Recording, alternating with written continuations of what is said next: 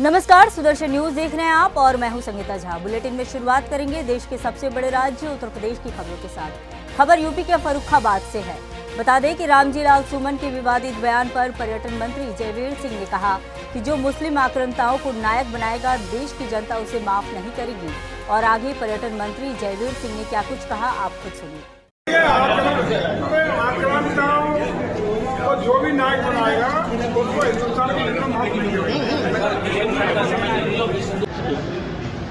मंत्री जी, अभी मुख्यमंत्री जी का एक बयान आया है, मथुरा में अगर कोर्ट में मामला लंबित ना होता तो अभी जो है वहाँ पे बहुत कुछ विकास हो चुका होता है। लेकिन निश्चित रूप से चूंकि संवैधानिक व्यवस्थाओं से देश चल रहा है, संविधान के तहत देश चल रहा है, तो बहुत सारे ऐसे मामले हैं जो लोक हित के हैं, जनहित के हैं, जिनमें विकास होना चाहिए, जिनमें बहुत कुछ आगे बढ़ने की हम लोगों की योजनाएं हैं। उन योजनाओं पर कहीं न कहीं माननीय न्यायालय के स्टे के या उसमें अन्य रुकावटों के कारण हम लोग समुचित रूप से वहाँ न निर्णय ले पा रहे हैं और न विकास कर पा रहे हैं। अब ओवैसी का ये बयान छोटा सा साथ में जुड़ा हुआ है मुख्यमंत्री जी का कि ओवैसी जो है मुस्लिम तुष्टिकरण की राजनीति करते हैं। देखिए, मुस्लिम तुष्टिकरण बहुत हो गया, अब होने वाला नहीं है। सनातन संस्कृति चलेगी, सनातन धर्म चलेगा, देश उसी पे आगे बढ़ाएगा। अगली खबर यूपी के गाजियाबाद से है, जहां मोदी नगर तहसील क्षेत्र के गांव नगर पंचायत पतला में दबंगों द्वारा कुएं पर कब्जा कर उस पर मकान बनाने का मामला सामने आया है, जिसकी शिकायत गांव वालों ने मोदी नगर तहसील प्रशासन से की है। लेकिन तहसील प्रशासन के पटवारी ने ना जाने किस लालच में गलत रिपोर्ट प्रस्तुत की, जिसमें कि गांव के बड़े बुजुर्गों का भी बयान सामने आया है कि मौके पर पुराने कुएं थे, लेकिन उसके बावजूद भी कुओं को कब्जा मुक्त नहीं कराया जा रहा है। इतना ही नहीं, कुएं के ऊपर टॉयलेट बनाकर गटर कुएं को बनाया हुआ है, जिसके कारण लोगों के घरों में गंदा पानी आ रहा है। वहीं नगर पंचायत पतला के कुछ कर्मचारियों पर भी आरोप लगा है कि शिकायत के बाद गांव के लोगों को परेशान किया जा रहा है और शिकायतकर्ताओं को किसी भी झूठे मुकदमे में जेल भिजवाने की साजिश भी की जा रही है। नगर पंचायत पतला ईओ मामले की जानकारी के बाद जांच दोबारा कराने की बात कह रही है। बताया गया था कि एक घर है जिन्होंने कुआं अपने घर के अंदर बाउंड्री में कर लिया है, तो उसके लिए शिकायत के तहत मौके पे जाके देखा गया। उस टाइम वो घर में कोई रह नहीं रहा था, आधा निर्माण करके वो घर छूटा हुआ था और एक उनको नोटिस भी दे दिया गया। और उससे संबंधित मैंने तहसील में भी पत्राचार किया ताकि एक बार पैमाइश करके कुएं की स्थिति का पता लगाया जा सके कि वहाँ है भी कि नहीं, क्योंकि वर्तमान में वहाँ कोई कुआं नहीं है। और तहसीलदार सर से भी मेरी बात हुई है, पैमाइश एक बार उन्होंने भेजा था, एक रिपोर्ट लगी हुई है, पर फिर भी चूंकि ये संतुष्ट नहीं है तो उसके आगे भी कार्रवाई की जाएगी। एक बार सम्मिलित रूप से निरीक्षण करके, स्थलीय निरीक्षण करके इसमें देखा जाएगा कि क्या किया जा सकता है। जो भी उचित कार्रवाई की जाएगी वो इनके पक्ष में या विपक्ष में जो भी रहेगा उचित वो किया जाएगा। दर्शन न्यूज की टीम आज मोदी नगर के पतला में यहाँ पहुंची है और यहाँ पर एक कुएं को घेरने का मामला सामने आया, जिसकी लोग बराबर शिकायत कर रहे हैं। लेकिन उसके बावजूद भी ना तो मोदी नगर तहसील प्रशासन और गाजियाबाद डीएम साहब कोई भी सुनने के लिए तैयार नहीं है।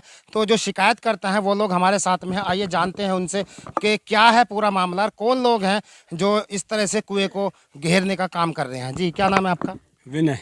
हाँ विनय जी, क्या मामला है और क्या? मैं जी पतले का निवासी हूँ, ये सभी पतले के निवासी हैं। यहाँ पास ही में दो मेन रास्ते पे कुएं हैं और मंदिर के धार्मिक स्थान के दो मंदिर उधर हैं, दो मंदिर इधर हैं। उन सरकारी कुओं को घेर रखा है और मैंने नगर पंचायत में भी इनकी कंप्लेंट दी है, तहसील में भी दिया है, एसडीएम को, डीएम को भी दिया, कमिश्नर को भी दिया है। बाकी ये लोग कोई सुनवाई नहीं कर रहे हैं। तेजवीर जी जो हाउस टैक्स करते हैं, ये सब चोर हैं घुले मिले, ये कुओं को ओपन नहीं होने दे रहे, सरकारी कुएं घेर रखे हैं। ये हम कुएं के आसपास ही रहते हैं और कुएं दो हैं। अब हम उस पर पानी भरते थे, नहाते भी हैं, ठीक है ना। एक खारा कुआं और एक मिठा जी जी, और बड़े कुएं दोनों के दोनों, और उसका 4 फुट का अंतर है, दोनों आगे पीछे वही है। ये मकान उसी के ऊपर है और उसी में ये गटर घेर रखा है, उसी में लैट्रिन है। जो नलों के अंदर खारा पानी, नलों के अंदर पीला पानी आ रहा है जो पीने योग्य नहीं है। ये कुएं के ऊपर घेर के कुएं के ऊपर बना रखा है इसने। मेरा नाम है ओमपाल, 85 साल में चल रही है। जिसकी इलाज थी उसकी भैंस होगी जी, जबरदस्ती दो कुएं दबा दिए, 2 कुएं बाबा के थे, शांति हुई भी बना है। जी हाँ जी, पैसे का खेल है। जी जी जी जी, अरे पैसे दो, पैसे में पूछ हलवा अधिकारी बिक गए, अधिकारी बिक गए। जिन्होंने कुआं जो कब्जा किया हुआ है उनके क्या नाम है, उनके बताइए। सुधीर पुत्र जितेंद्र, संजीव पुत्र जितेंद्र, और इनका एक भाई सरकारी इसी नगर पंचायत में नौकरी कर रहा है। वो धमकी देता है, मतलब कि उल्टी सीधी किसी की पेंशन रुकवा देता है। हमें भी, हमारे खिलाफ भी एक दो आदमी को दाएं बाएं उकसाते हैं कि तुझे मार देंगे, ये कर देंगे। हमें जान माल का भी खतरा है इन लोगों से। तो देख रहे हैं आप किस तरह से लोगों को परेशान किया जा रहा है और इनके ऊपर कोई भी अधिकारी जो एक्शन लेने के लिए तैयार नहीं है। जितेंद्र कुमार, सुदर्शन न्यूज, पतला। अगली खबर यूपी के चंदौली से है। बता दें कि राज्यसभा सांसद रामजी सुमन के राणा सांगा के विरुद्ध अपमानजनक बयान पर क्षत्रिय समाज की हुंकार देखने को मिल रही है। क्षत्रिय समाज के लोगों द्वारा कचहरी के सामने लालजी सुमन का पुतला फूंका गया और सदर कोतवाली में ज्ञापन दिया गया।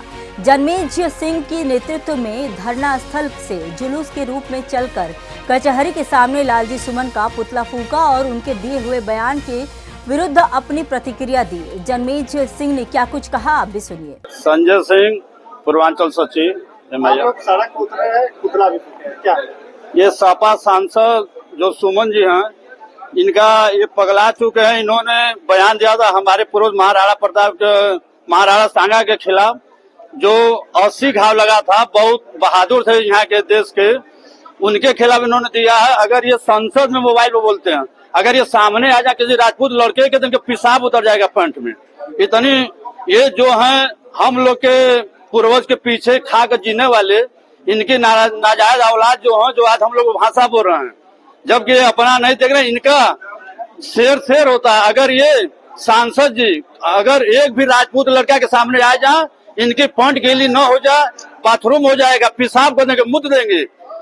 ऐसे ये लोग हैं, लेकिन ये लोग केवल मोबाइल सांसद बोलते हैं। सामने हमारा हिम्मत हो, कहा तो सामने आकर सांसद बोले सपा। थाने का भी घेराव किया, क्या मामला उनके मुकदमा हो, जेल जा। देखिए, हमारे महापुरुष हमारे ही नहीं है, महापुरुष किसी जाति के नहीं होते हैं, महापुरुष सबके होते हैं।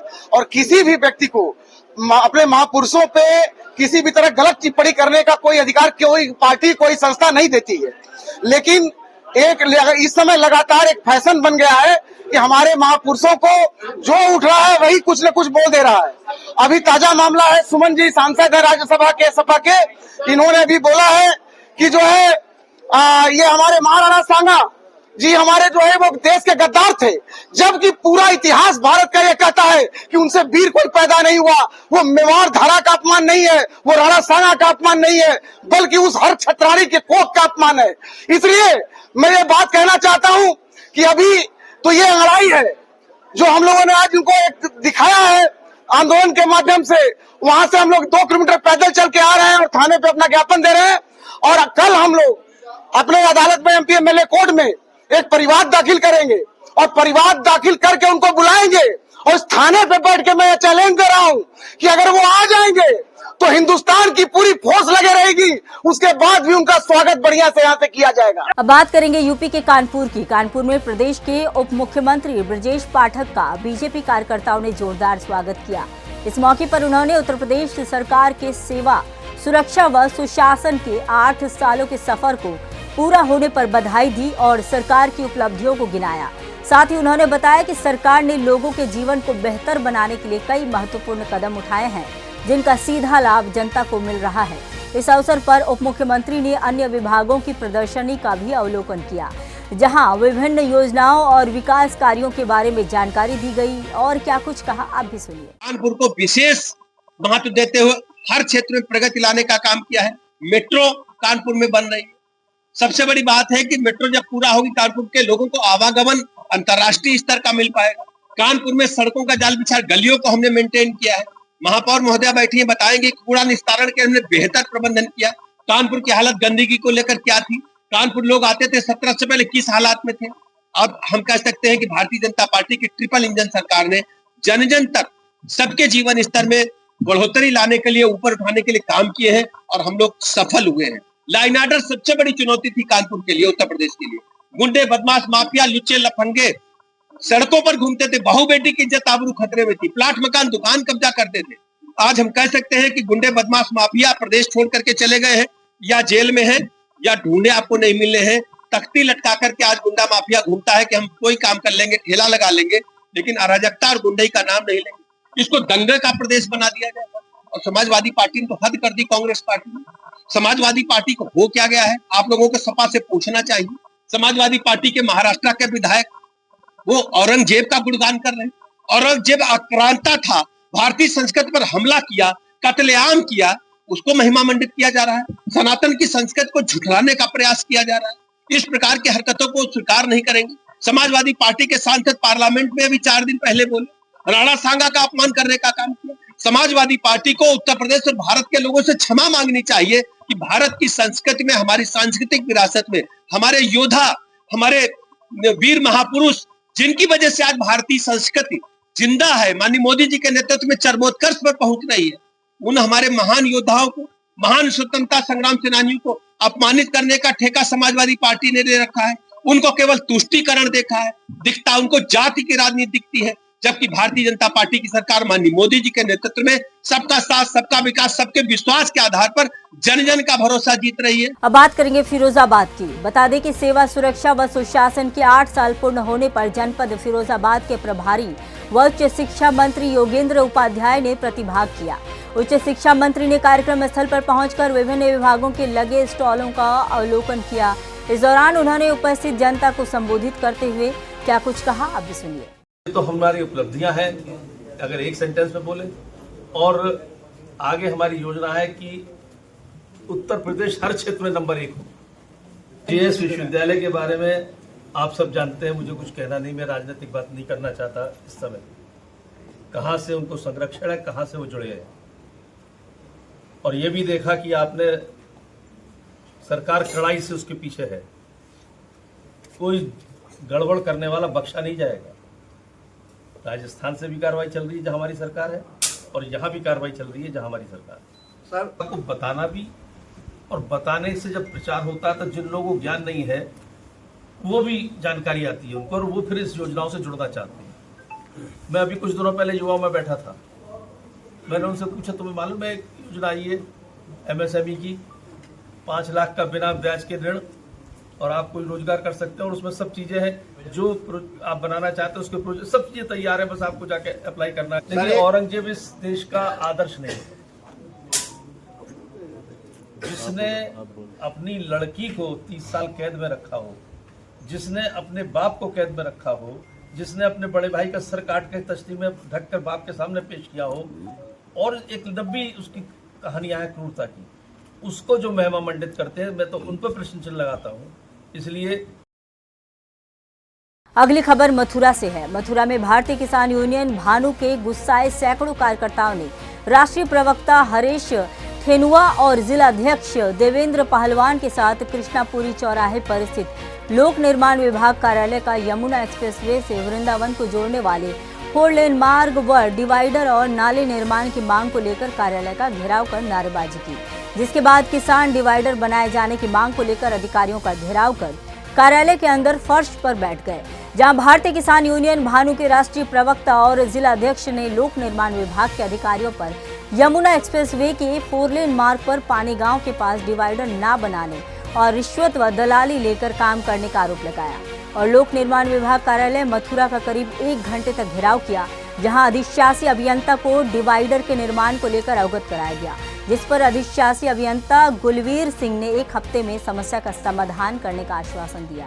ऐसा है, लोक निर्माण विभाग में कई कमियां पाई गई हैं, जैसे किसानों के 500 मीटर लंबे सड़कें हैं, उन्होंने उनके रास्ता नहीं दिए, इन लोगों ने डिवाइडर नहीं दिए, और डिवाइडर जब मांगे गए तो इनके यही हैं, उनके द्वारा जो है अपने ठेकेदार को भेज करके उन लोगों से रिश्वत मांगी गई, और भोपा टावा से लेकर के और ये जो पुल है पानी गाँव का, यहाँ तक इन्होंने कोई नाली नहीं बनाई है रोड पर। पूरी आबादी क्षेत्र हो चुका है, होटल बन चुके हैं, मार्केट बन चुके हैं। अरे ये रोड बना रहे हैं तो नाली बनाने की जिम्मेदारी इनकी बनती है, इनको नाली बनानी चाहिए। बहुत रोड ऐसे हैं कि जैसे टूट चुके हैं। इन्होंने NHAI वालों ने रोड बनाया है, ये बरेली हाईवे, तो उनके डंपरों के द्वारा बिल्कुल तहस-नहस कर दी गई हुई है। तो उन पर ये पीडब्ल्यूडी विभाग ना तो उन पर कार्रवाई कर रहा है, ना स्वयं बना रहा है। आम जनता को जो तकलीफ हो रही है, तो इन्हीं समस्याओं को लेकर के आज हम पीडब्ल्यूडी ऑफिस आए। हमारे साथ जिला पहलवान हैं, जो आपके पहलवान प्रकोष्ठ के प्रदेश अध्यक्ष हैं जिला देवेंद्र पहलवान जी, जगदीश रावत जी और हमारे हवलदार जी, सभी मुख्य कार्यकर्ता पदाधिकारियों के साथ आज हमने यहाँ पर प्रदर्शन किया। अब अधिकारियों की तरफ से क्या आश्वासन दिया गया? अधिकारियों ने 1 हफ्ते में सभी समस्याओं का समाधान करने का आश्वासन दिया है, और अगर ऐसा नहीं होता है तो हमारे राज्य उपाध्यक्ष हैं राणा जी, उन्होंने ये ऐलान कर दिया है कि अगले हफ्ते हम यहाँ पर अनिश्चितकालीन बंदी के लिए बैठ जाएंगे। अगली खबर शामली से है। शामली में पश्चिम उत्तर प्रदेश संयुक्त उद्योग व्यापार मंडल के प्रांतीय संगठन मंत्री विवेक कुमार गोयल, जिला उपाध्यक्ष सुधीर कुमार, नगर अध्यक्ष सुशील गर्ग, नगर महामंत्री मनोज कुचल तथा थाना भवन और जलालाबाद के कई कार्यकर्ताओं ने संयुक्त किसान संघर्ष समिति को ज्ञापन सौंपा है। उन्होंने स्पष्ट किया है कि पूरा व्यापारी वर्ग किसानों के साथ खड़ा है और यदि शुगर मिल द्वारा गन्ना किसानों का पूर्ण भुगतान नहीं किया गया तो वे किसानों के समर्थन में बाजार बंद करने से भी पीछे नहीं हटेंगे। यहाँ के जिलाध्यक्ष बबलू राणा जी हैं। 2-3 दिन पहले उनसे बातचीत हुई। पठानकोट अमृतसर के प्रवास में था। इन्होंने आह्वान किया, अपने यहाँ एक पद्धति है, जब आदेश हो जाता है फिर उसकी पालना की जाती है। मैं पठानकोट से लुधियाना और वहाँ से अपने बैग उठाया और मैं आज फिर यहाँ पहुँचा हूँ। जहाँ जहाँ संघर्ष होता है भारतीय किसान संघ वहाँ खड़ा होता है, और मैंने यहाँ के धरने पे भी आश्वासन दिया है, यदि आवश्यकता हुई तो हरियाणा और पंजाब से भी किसान यहाँ उपस्थित हो जाएंगे, और सरकार को इनकी बात माननी चाहिए। मील प्रशासन इतना दोषी नहीं है जितना सत्ता में बैठे हुए लोग दोषी हैं। उन्हीं की सह पे मील प्रशासन ने ये पेमेंट रोका हुआ है। किसान की मजबूरी को नहीं समझ रहे। मेरा उत्तर प्रदेश सरकार से निवेदन है कि जल्दी से जल्दी इनकी मांग को पूरा किया जाए। इनको आगे बीज खरीदना है, बच्चों की पढ़ाई का है, फीस जमा करनी है, सारी चीज़ें हैं। तो किसान संकट में है। यदि किसान संकट में है तो फिर ये देश संकट से बाहर नहीं हो सकता। जब तक दुखी किसान रहेगा, धरती पर तूफान रहेगा, ये भारतीय किसान संघ नारा लगाता है। तो मेरा पुनः एक बार सरकार से आग्रह है, जल्द से जल्द, मैं तो कहता हूँ 31 मार्च तक किसानों के खाते में इनका पेमेंट आ जाना चाहिए, नहीं ये आंदोलन उग्र रूप धारण करेगा। इसकी सारी जिम्मेदारी यहाँ के प्रशासन की और उत्तर प्रदेश सरकार की। अगली खबर रायबरेली से है। उत्तर प्रदेश के रायबरेली में नवरात्रि पर पूरे प्रदेश में मीट की दुकानों पर बैन लगना चाहिए, जहां भारतीय किसान मंच एवं गौ सेवा परिषद के अध्यक्ष ने मुख्यमंत्री से अपील की है। बता दें कि नवरात्रि आस्था से जुड़ा पर्व है। खासकर मंदिरों के आसपास मांस विक्रेताओं पर पूरी तरह से बंद करना चाहिए। भारतीय गौ सेवा की ओर से मुख्यमंत्री से मांग की गई है। वहीं पशुओं के वध पर रोक लगे, इसको लेकर भारतीय किसान मंच के राष्ट्रीय अध्यक्ष देवेंद्र तिवारी ने मुख्यमंत्री से गुहार लगाई और नवरात्रि पर पूरी तरह से प्रदेश में मांस की बिक्री बैन होना चाहिए। नमस्कार, मैं देवेंद्र तिवारी, राष्ट्रीय अध्यक्ष भारतीय गौ सेवा परिषद। माननीय मुख्यमंत्री जी से अपील करता हूं कि नवरात्र का पावन समय आने वाला है, उसी समय ईद भी है, तो हम चाहते हैं कि जितनी भी मीट शॉप हैं वो पूरी तरह से प्रतिबंधित की जाएं, क्योंकि हमारे लोगों का आस्था का सबसे बड़ा पर्व है, माता की आराधना का सबसे बड़ा 9 दिन का पर्व है, और हम चाहते हैं कि पूरी तरह से इस मीट शॉपों पे बंद किया जाए। मंदिरों के आसपास में खास करके जितनी है उनको तो पूरी तरह से बंद कराने के लिए आदेश जारी करने की कृपा करें, जिससे सभी चीज़ें सुचारू रूप से हम लोगों की पूजा अर्चना जारी रहे। जय माता की, जय गौ माता की, जय जवान जय किसान। अब बात करेंगे यूपी के गाजियाबाद की। बता दें कि थाना इंदिरापुरम पुलिस टीम द्वारा शातिर अभियुक्त को पुलिस मुठभेड़ के दौरान गिरफ्तार कर लिया गया है। बता दें कि रात्रि में वसुंधरा में ज्वेलरी की दुकान का शटर तोड़कर दुकान में 4 किलो चांदी व 3 ग्राम सोने की चोरी की घटना को चोरों ने अंजाम दिया। मामले में पुलिस की कार्रवाई जारी है। आज दिनांक 27 मार्च को रात्रि 12 बजे के आसपास थाना क्षेत्र इंदिरापुरम में सघन चेकिंग चलाई जा रही थी। उसी समय वसुंधरा क्षेत्र में हिंडन बैराज को जाने वाली रोड पे चेकिंग के दौरान एक स्लेटी कलर की कार बहुत तेज गति से आती हुई दिखाई दी, जिसे मौके पर उपस्थित पुलिस बल के द्वारा चेकिंग हेतु रुकने का निर्देश दिया गया। कार चालक द्वारा कार को न रोकते हुए तेजी से पीछे की ओर भगाई गई, जिसमें यह कार डिवाइडर से टकरा कर रुक गई। कार चला रहे बदमाश के द्वारा उतर कर भागते हुए पुलिस टीम पर फायरिंग कर दी गई, जिसके क्रम में आत्मरक्षार्थ पुलिस बल द्वारा भी जवाबी फायरिंग की गई। जवाबी फायरिंग में इस बदमाश के पैर में गोली लगी है। पूछताछ में इसने अपना नाम अंकित सक्सेना उर्फ बबलू बताया है तथा ये रात के समय में इस कार से लूटपाट तथा चोरी के इरादे से दुकानों की रेकी करता है। आज भी ये रेकी करने हेतु ही इंदिरापुरम क्षेत्र में घूम रहा था। इसने ये बताया है कि रेकी करने के उपरांत ये अपने अन्य साथियों की सहायता से दुकानों में चोरी तथा लूटपाट की घटना कारित करते हैं। विगत दिनों थाना इंदिरापुरम क्षेत्र में 21 और 22 मार्च की मध्य रात्रि में वसुंधरा में हुई चोरी की दुकान में हुई चोरी की घटना में भी इसने अपनी संलिप्तता स्वीकार की है। इसके कब्जे से एक अदद तमंचा, चांदी की धातु का कुछ सामान तथा ये जो कार है ये बरामद की गई है। पूछताछ में इसने ये तथ्य भी बताया है कि इसके ऊपर डकैती, हत्या, लूटपाट के 1 दर्जन से अधिक मुकदमे पहले से भी पंजीकृत हैं तथा ये इंदिरापुरम थाना क्षेत्र में लूट के एक मुकदमे में पूर्व में भी वांछित रह चुका है। इस पूरे प्रकरण में पूछताछ तथा साक्ष्यों के आधार पर अग्रिम वैधानिक कार्रवाई सुनिश्चित की जा रही है। अब बात करेंगे यूपी के फिरोजाबाद की।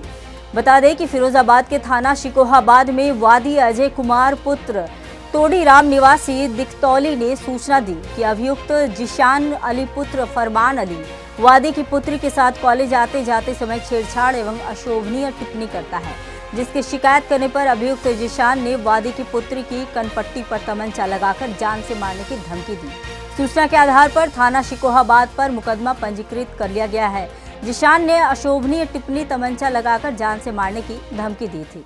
देखिए, थाना शिकोहाबाद पर एक अभियोग पंजीकृत किया गया था, जिसमें एक स्कूली छात्रा उसके साथ रास्ते में एक लड़के के द्वारा छेड़छाड़ और उसके बाद ऊपर कमेंट, अभद्र टिप्पणी करने जैसे आरोप लगाए गए थे। इस संबंध में थाना शिकोहाबाद पर अभियोग पंजीकृत किया गया था, जिसमें अभियुक्त जीशान सन ऑफ फरमान अली निवासी दिकतौली एक नामजद अभियुक्त था। पुलिस सरगर्मी से कल से इसकी तलाश कर रही थी। आज यहाँ दिकतौली नहर पुल के पास इसकी सूचना मिली थी पुलिस को। पुलिस ने तत्काल यहाँ पर चेकिंग लगाई। अभियुक्त सामने से आता हुआ दिखाई दिया। पुलिस ने उसको रोकने के लिए इशारा किया तो भागने लगा। पुलिस ने जब उसे कोशिश की रोकने की तो उसने पुलिस पार्टी पर फायर कर दिया। जवाबी फायरिंग में उसके पैर में गोली लगी है। तत्काल उसको यहाँ से उपचार के लिए भिजवाया गया है। अगली खबर यूपी के मेरठ से है। मेरठ में मेरठ पुलिस का ऑपरेशन लंगड़ा जारी है। बता दें कि मेरठ भावनपुर ग्राम गोकुलपुर में पुरानी रंजिश को लेकर एक 20 साल के युवक की गोली मारकर हत्या कर दी गई। फिलहाल मामले पर पुलिस अधिकारी का क्या कुछ कहना है, आप भी सुनिए। थाना क्षेत्र भावनपुर के गोकुलपुर गांव निवासी मनीष नामक युवक की कल रात में गांव के ही कुछ युवकों द्वारा उनको गोली मार दी गई थी, जिसमें इलाज के दौरान उनकी मृत्यु हो गई थी। प्रकरण में थाना भावनपुर पे सुसंगत धाराओं में मुकदमा दर्ज किया गया था। आज इस प्रकरण में नामजद आरोपियों में से एक प्रमुख आरोपी शिवम को गिरफ्तार किया गया था। गिरफ्तारी के बाद जब उसे मेडिकल परीक्षण हेतु सीएचसी भावनपुर ले जाया जा रहा था तो अचानक औरंगाबाद रोड पे पुल के पास जब बाइक धीमी हुई तो वो अचानक पुलिस के सब इंस्पेक्टर की पिस्टल को छीनकर भागने लगा। ये सूचना तत्काल प्रसारित की गई। थाना प्रभारी भावनपुर अपनी टीम के साथ मौके पे आए और कॉम्बिंग की गई। कॉम्बिंग के दौरान इसने सरकारी पिस्टल से पुलिस पार्टी पे फायर किया। जवाबी आत्मरक्षार्थ पुलिस की फायरिंग में इसको पैर में गोली लगी है। इसे घायल अवस्था में अस्पताल भेज दिया गया है और जो अग्रेतर विधिक कार्यवाही है वो थाना भावनपुर के द्वारा निष्पादित की जा रही है। अगली खबर कानपुर से है। बता दें कि महाराणा सांगा पर दिए विवादित बयान को लेकर उत्तर प्रदेश में राजनीति लगातार गहराती जा रही है। राजपूत समाज राणा सांगा के अपमान का मुद्दा उठाकर समाजवादी पार्टी से सफाई की मांग कर रहा था। इस पूरे मामले में कानपुर के बिठूर विधायक अभिजीत सिंह सांगा ने क्या कुछ कहा, आप भी देखिए। नीति के मौजूदा परिदृश्य में विपक्ष अगर विकास की बात करे, रोजगार की बात करे तो समझ में आता है, लेकिन अगर वही कहने वाले कि गड़े मुर्दे उखाड़ते हैं, लेकिन अगर मुर्दे वो हों जिन्होंने इतिहास को कायम रखा हो, जिन्होंने भारत की अखंडता अक्षुण्णता को रखा हो सुरक्षित, जिन्होंने भारत के लिए अपने पूरे परिवार का बलिदान दे दिया हो, ऐसे राणा सांगा, महाराणा प्रताप के दादा संग्राम सिंह सांगा जी, जिनको कहा जाता था, जिनके शरीर में 80 घाव थे, एक हाथ, एक पैर, एक आंख, पूरे जीवन काल में 100 युद्ध लड़े, जिसमें 99 जीते, एक षड्यंत्र से हार गए। षड्यंत्र किसका है ये आप जानते हैं। ऐसी बातचीत में क्षत्रिय कुल के विधायक जो सभी वर्गों का वोट पाकर के जीतते हैं, लोकप्रिय हैं, बिठूर ही नहीं बिठूर के बाहर तक उनकी प्रतिभा जाती है मुख्यमंत्री के द्वारा, विकास के द्वारा। उनसे ही जानते हैं क्योंकि उनके नाम के आगे भी बाद में सांगा लगता है नानी के द्वारा। विधायक जी, स्वागत है आपका सुदर्शन पे। लेकिन जब आप ये सुनते हैं कि अगर बाबर मुस्लिम्स के तो राणा सांगा दोगले हिंदुओं के, देखिए जो लोग आज राणा सांगा पर प्रश्न चिन्ह उठा रहे हैं, जो लोग आज शिवाजी पर प्रश्न चिन्ह उठा रहे हैं, जो लोग आज महाराणा प्रताप पर प्रश्न चिन्ह उठा रहे हैं, मैं केवल इतना कहूँगा कि अगर राणा सांगा ना होते, शिवाजी ना होते, महाराणा प्रताप ना होते या अनेकों हमारे क्रांतिकारी और योद्धा ना होते जिनके इतिहास को पढ़ करके हम लोग गौरवान्वित होते हैं, तो ये जो लोग, चाहे वो मुंबई के अब्दुल्ला आज़मी हों और चाहे ये राज्यसभा सदस्य समाजवादी पार्टी के रामजी लाल सुमन हों, मैं इतना कहूँगा ये रामजी लाल सुमन ना होते, अगर महाराणा प्रताप ना होते तो ये रामजी लाल सुमन ना होते, ये रमजान अंसारी होते। विधायक जी, जैसा कि अभी आपने कह दिया कि हमने इतिहास में इनको पढ़ा, पाठ्यक्रम में इनको गायब कर दिया गया है। आज राणा सांगा को कोई पढ़ नहीं रहा है। बच्चे, आज की युवा पीढ़ी 13-13, 14-14 साल के बच्चे हुक्का पी रहे हैं, राणा सांगा को नहीं याद कर रहे हैं। देखिए, यही वक्त की नजाकत है। समाजवादी पार्टी समय समय पर इस सनातन धर्म को मानने वाले लोगों के बीच में बंटवारा कराना का प्रयास करती है। ये केवल मुद्दे हैं। रामजी लाल सुमन एक मोहरा है, एक कठपुतली हैं। ये जो इस पार्टी के राष्ट्रीय अध्यक्ष हैं, कहीं ना कहीं ये इस पार्टी की आइडियोलॉजी को व्यक्त करने का काम उनके माध्यम से और उनके नेताओं के माध्यम से हो रहा है। आप बताइए कि आज ये सत्ता पाने के लिए, केवल एक वोट बैंक को खुश करने के लिए आज हम कहते हैं आप औरंगजेब की बुराई कर रहे हैं। हम मान लीजिए आज ये आपको कहना है कि हम लोग औरंगजेब की खिलाफत कर रहे हैं। हम औरंगजेब की खिलाफत नहीं, उसके विचारों की खिलाफत कर रहे हैं। हम लोग उन मुस्लिमों को, अब्दुल कलाम आज़ाद को मान रहे हैं, हम अब्दुल हमीद को मान रहे हैं, हम अब्दुल कलाम के बारे में इस देश के बच्चों को बताना चाह रहे हैं कि ऐसे भी मुस्लिम हैं जिनको हिंदुस्तान पे गर्व है, उनको हम लोग मानने और जानने और सम्मान देने का काम करते हैं। वही दूसरी तरफ ऐसे भी लोग हैं जो कहीं ना कहीं इस हिंदुस्तान में रह करके इसी थाली में खा करके इसी थाली में छेद करने का काम करते हैं। उनके सामने हर सनातनी, हर भारतीय जनता पार्टी का कार्यकर्ता, हर राष्ट्रवादी सोच का व्यक्ति ऐसे लोगों के खिलाफ खड़ा होने का काम करता है, उनको समय समय पर उनकी हैसियत दिखाता है। अब बात करेंगे गुजरात की। गुजरात के सूरत शहर के वराछा थाने के लॉकअप में एक आरोपी की मौत हो गई। बता दें कि थाने के लॉकअप के शौचालय में उसने अपनी शर्ट खिड़की की छड़ से बांधी और फांसी लगा ली, जहां 45 वर्षीय मृतक ने अपनी ही बेटी के साथ दुष्कर्म किया था। पुलिस ने मृतक को पॉस्को और रेप की धारा के तहत गिरफ्तार कर लिया था। वहीं पुलिस ने शव का पोस्टमार्टम के साथ आगे की जांच शुरू कर दी है। वराछा पुलिस स्टेशन में एक दुखद घटना हुई है जिसमें एक आरोपी जो कि पॉक्सो का आरोपी और 376 का रेप का आरोपी है, उसने अपने आप को गले में फांसी लगाकर अपनी जान ले ली है। ये आरोपी वराछा का रहने वाला है और इसके ऊपर अपनी बेटी के साथ 376 यानी रेप और पॉक्सो के जो सेक्सुअल ऑफेंस है उसका ये आरोपी है। आरोपी की पूछपरछ हम कर रहे थे और सरकारी पंचों के साथ साथ हम इसका अरेस्ट का प्रोसीजर कर रहे थे। उसी दौरान इसने बाथरूम में गए और बाथरूम में अपनी शर्ट के साथ जाली में लगा कर अपने आप की जान ले ली और इस पे बॉडी को हमने पोस्टमार्टम के लिए भेजा हुआ है और इस पे इंक्वेस्ट जो प्रॉपर प्रोसीजर होगा उसके तरीके से होगा। हम इस पे ऑनरेबल सुप्रीम कोर्ट गाइडलाइंस और एनएचआरसी की जो गाइडलाइंस है उस पर हम आगे कार्रवाई कर रहे हैं और आगे हम इसको जानकारी आपको देते रहेंगे। अब बात करेंगे यूपी के देवरिया की। देवरिया में हिंदुवादी नेता प्रमोद मिश्र के नेतृत्व में ग्रामीणों ने वर्षों से लंबित मगहरा करुवना मार्ग को जाम कर दिया। सैकड़ों की संख्या में ग्रामीणों ने प्रमोद मिश्र के नेतृत्व में सुबह लगभग 11 बजे पूर्व घोषित कार्यक्रम के अनुसार मार्ग को जाम कर दिया और प्रदर्शन करने लगे। प्रदर्शनकारियों ने जिलाधिकारी पर सड़क निर्माण को लेकर लापरवाही करने का आरोप लगाते हुए देवरिया जिलाधिकारी के विरुद्ध नारे लगाए।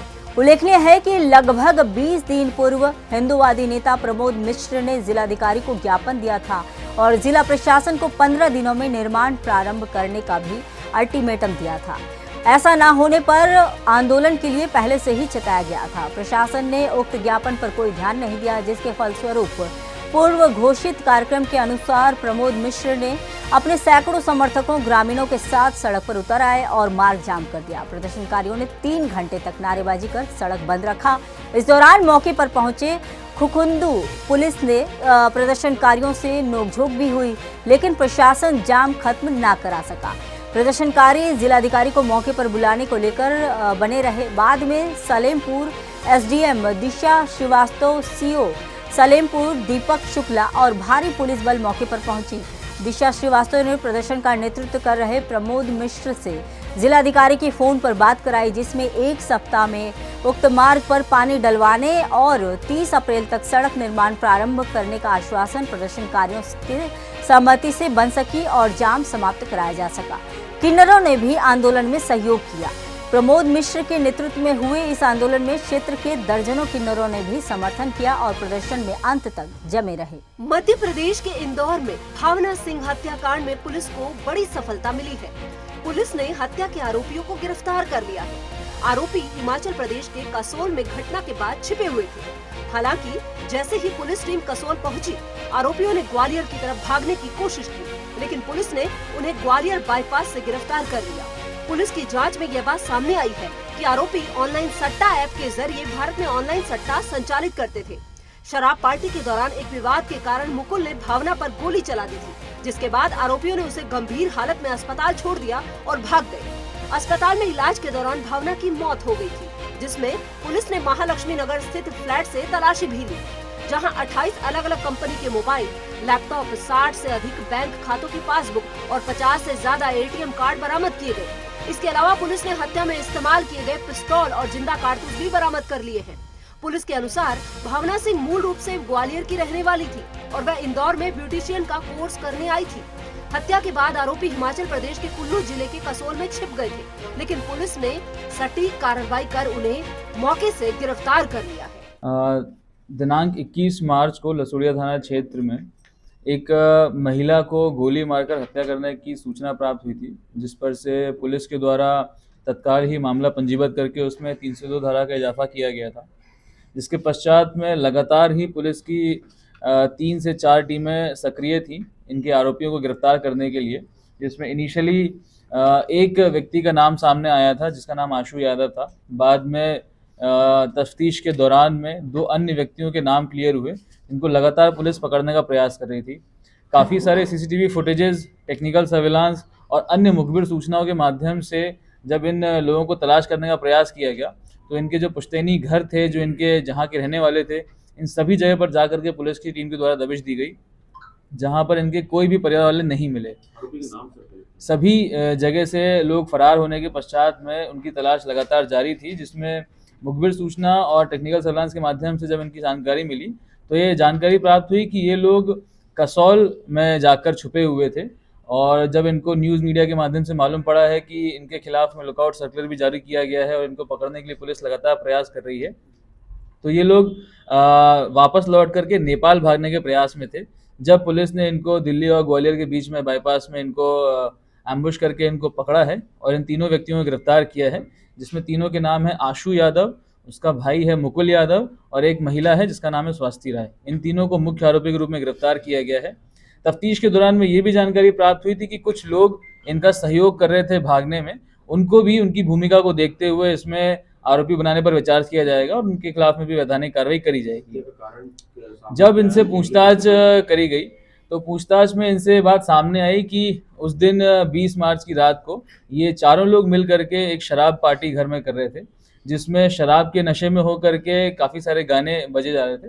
तो गानों की बात को लेकर के कुछ विवाद हुआ, जिसमें आवेश में आकर के मुकुल के द्वारा फायरिंग करी गई थी, जिसमें इस महिला को गोली लगी थी और उसके बाद में उसकी हत्या हो गई, उसकी मृत्यु हो गई थी। इस प्रकार से तीनों की सहभागिता रही है इस हत्याकांड में।